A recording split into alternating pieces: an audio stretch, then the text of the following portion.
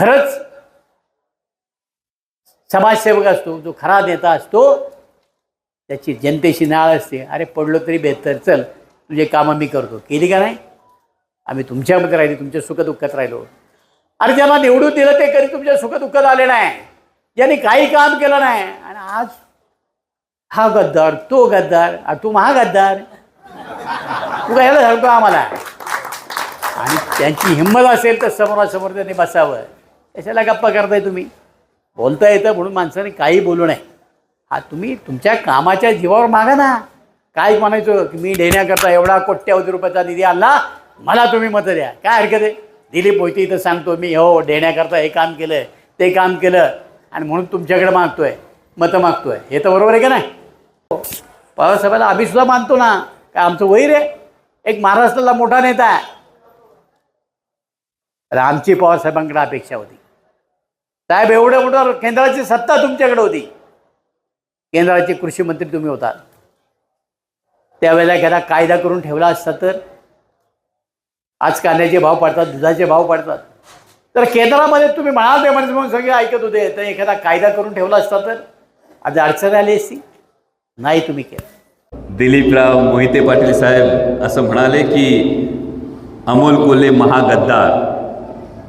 मला खरंच आश्चर्य वाटलं, याही गोष्टीचं आश्चर्य वाटलं.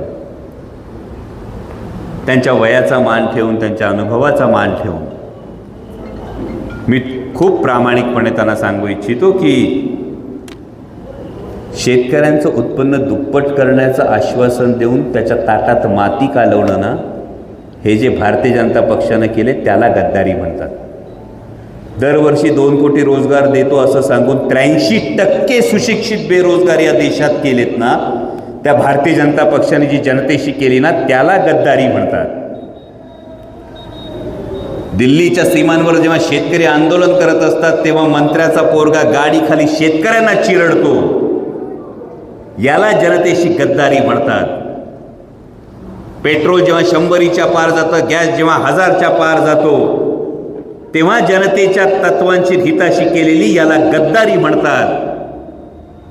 आणि ही गद्दारी उघड्या डोळ्यांनी दिसत असताना सुद्धा केवळ स्वार्थासाठी आणि कारवायांपासून वाचण्यासाठी त्यांच्याच मांडीवर बसून त्यांचीच पालखी व्हायची, याला महागद्दारी म्हणतात. एवढी गोष्ट लक्षात ठेवा.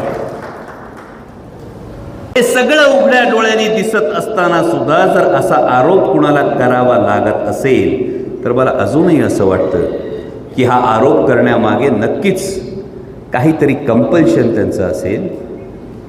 आणि जर हे कंपल्शन नसेल तर केवळ कुठल्या तरी इन्व्हर्टेड कॉमास कारवाईपासून वाचण्यासाठी असा महागद्दारीचा जप करत अशी लाचारी अशा वाघासारख्या नेतृत्वाने करू नये, ही माझी सामान्य कार्यकर्त्याची एक भावना आहे. कुठे गद्दारी केली अमोल कोल्हेंनी? अमोल कोल्हेच प्रामाणिक राहिले. आणि अमोल कोल्हेंनी एवढा निष्ठाने विचाराने काम करणारा कार्यकर्ता पवारसाहेबांना लाभला, म्हणून या मतदारसंघात आज निवडणूक यशस्वी होणार आहे हे चित्र आहे. यांनी पवारसाहेबांना सोडलं, हे खरे गद्दार आहे.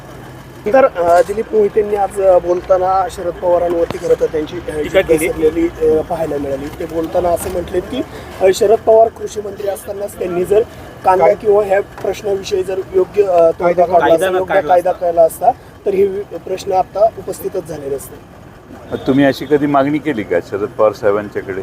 शरद पवार साहेबांनी देशातल्या कृषी खात्याला जे वळण लावलेलं आहे त्यामुळेच आज देशात कृषी खात्यामध्ये आमूलाग्र बदल झाला. देश निर्यातीपर्यंत पोचला.